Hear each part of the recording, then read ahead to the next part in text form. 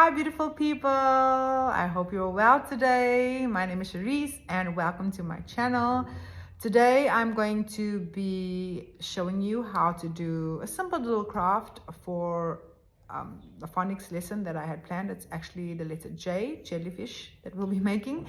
And once we've done the craft, simple steps to follow and simple regular everyday classroom supplies, I'm gonna try and explain to you how I incorporated this craft into my lesson and how I went about teaching this phonics lesson with 3 different stations. I hope you enjoy. If you enjoyed this video, please remember to subscribe and like and comment below for any suggestions you may have or requests, and I'll respond to them as soon as I can. So let's get into the video. This is our cute little jellyfish that we made in class. This is actually a sample of one of my students. This is done all by himself, just with a little bit of guidance from the teacher, and I'm going to show you how to go about doing this. For this craft, you will need some coloring pencils, some normal glue, scissors for cutting. I've added we've got some glitter here, it's a nice touch for the kids to make their craft sparkly. They really like that. Then what I've done is I actually found a jellyfish head online that I screenshot and pasted and printed from a Word document and then just duplicated it, so it was easier to print for all my students. And then here I drew this by hand, the little squiggly shapes for the legs. And then also just printed standard letter J. You can print a capital or lowercase, doesn't really matter. This is what I had on hand and this is what I used. The first step would be to tell the students to color the letter J or decorate them any which way that they want to, reminding them that they do not need to color this top part because it will be covered later. Students like to decorate and design and do it their own way. Let them. The next step is to cut it out.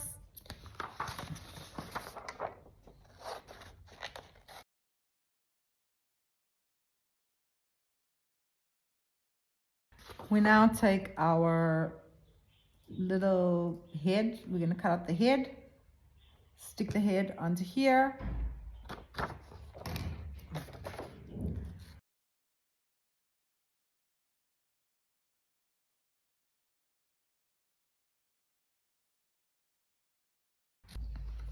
Once you have your jellyfish, you are going to cut out the legs. What I do is tell the students to put a little bit of glue at the back and stick the legs from the back coming down.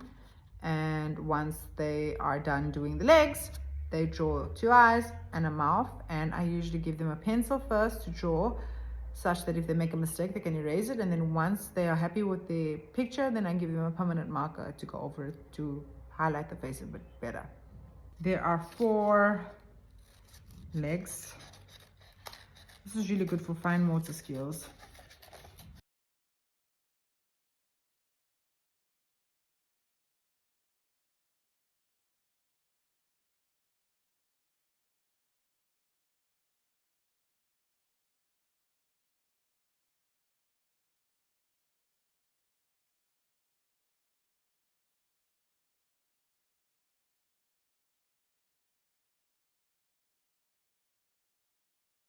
So a nice little touch that I like to add to this is, like I said earlier, the glitter. Like our kids call it bling bling.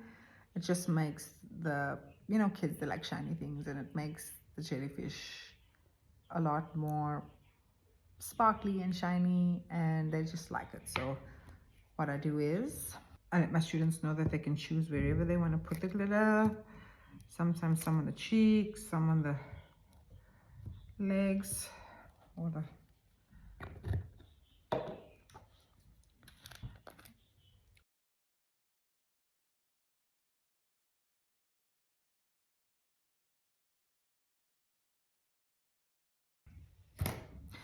And there you have your complete little jellyfish.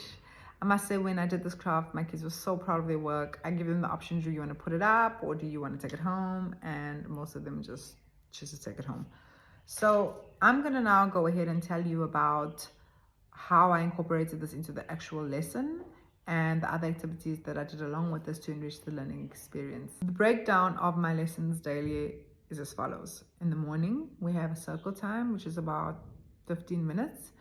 And then as soon as we are done with that, the students are previously grouped into 3 different groups, and then they go to their different working stations. So the way I would incorporate this into a lesson, I would have one station. If my focus was teaching phonics letter J, I would have one station doing this craft with an example up. I show them a video usually so they are able to follow it, and then they can do it by themselves most of the time, especially for a more easy craft like this one. Of course, if you have younger kids, you can support them, you can be with them hands-on, and you can show them step by step. But generally, my kids know how to follow this craft. The next group would be with either me or another one of the teachers doing a memory game to be introduced to either new or previously learned J words. So I've already prepared all of these J word cards that I've laminated and cut out. So I've got jot and juggle and jeans. And so these have been printed in doubles. So we do a memory game. So I usually lay them face down on a like grid-like shape on the table, and the students get a chance to open them all up, memorize where they are, close them, and then like reveal the 2 matching ones, and then they get to keep the one, like a little game.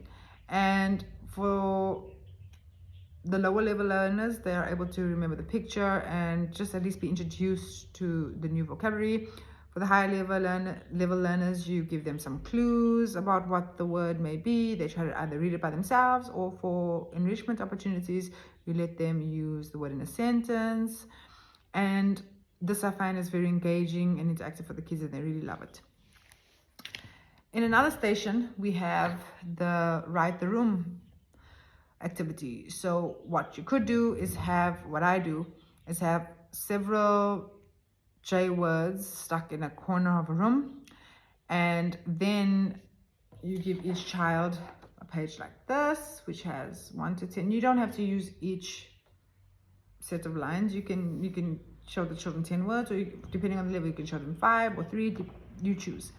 So basically, you could say something like, go find the word on the wall that is something we normally have with peanut butter, and we make it with fresh fruits, and we bottle them. And then children will say, oh, jam, and they'll go find jam, and they'll either be able to spell it phonetically by themselves, or they will be able to go find the matching word and write it down.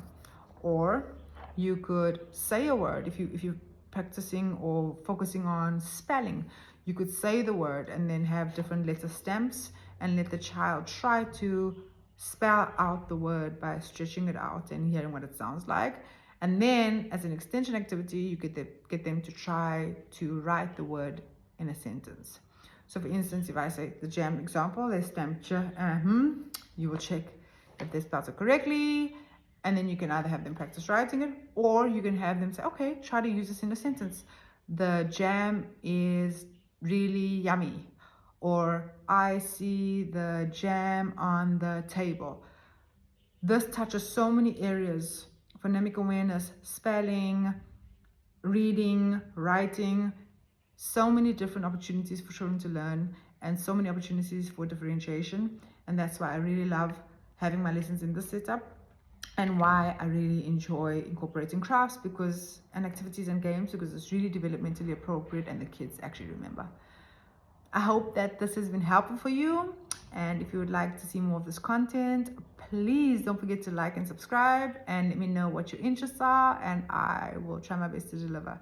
Have a wonderful day further, guys. Bye.